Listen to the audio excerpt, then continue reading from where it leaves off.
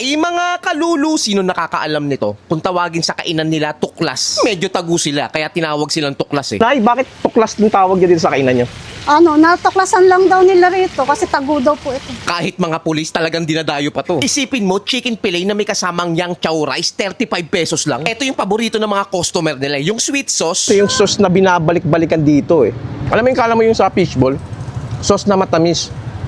Lalo siyang masarap nung tinimplahan siya ng chili oil tapos sibuyas at saka suka. Isa pa tong tofu square nila, 20 pesos 5 piraso. Ang lalaki pa, meron din silang lumpia, dynamite, marami kang pagpipilian. Ang kulit nga dito, halos self-service na. Ikaw na mismo kukuha ng sarili mong pagkain. Kaya sa mga hindi nagbabayad, sabi ni nanay, sasakit daw yung tiyan mo. Yun, Nay, bakit tuklas yung tawag niya dito sa kainan niyo? Natuklasan lang daw nila rito kasi tagu daw po ito. Tago. Ngayon ka napansin ko, nakaharang yung mga mga halaman eh. Opo. Ayun, madam, ano yung tinitinda niyo dito mga pagkain? Tofu square, chicken fillet, Shanghai with cheese, dynamite yan po.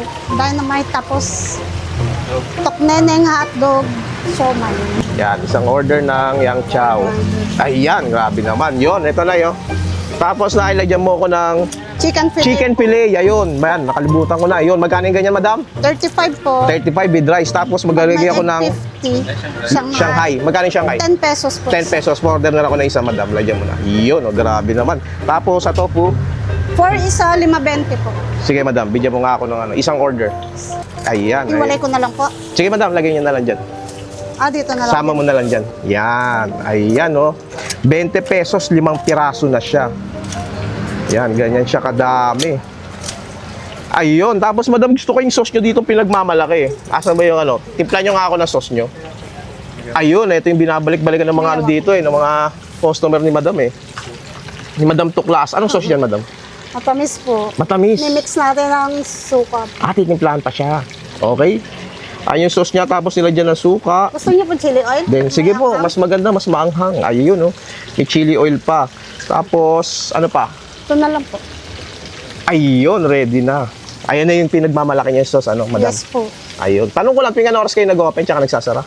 10 po, 10 to 2. Hanggang sa maubos lang po. 10 ng gabi hanggang alas 2 na madaling araw. Okay, saan po yung exact location niyo po? Bambang Roqueta po. Bangbang Oroqueta, Santa Cruz, Barangay Manila. 322 po. Opo. Ayun. Sige, madam, tikman ko muna. Sige. Kaya makakakain ka na dito sa halagang 35 nga, makakakain ka na dito. Kaya pala pinupuntahan at pinipilaan sila ng mga tao dito.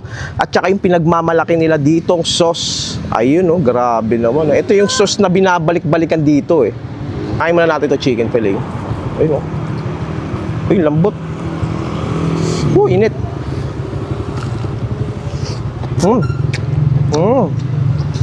Crispy, juicy sa loob. Grabe, napakasarap ng chicken fillet nila.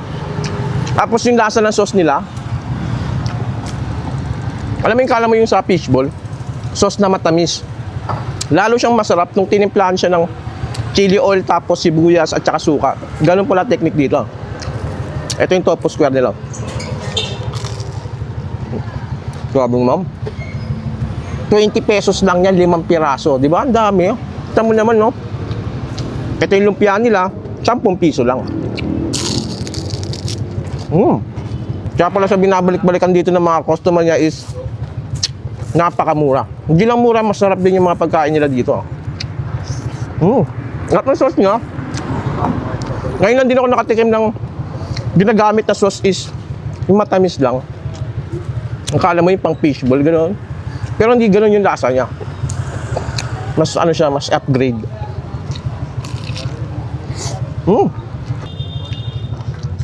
Ayun mga kalulu, kung gusto niyo matikman yung ganitong klaseng food tripan na mura, sulit at masarap, grabe naman. Lalagay ko na lang yung full address sa baba na siguradong mapapalulu ka sa sarap.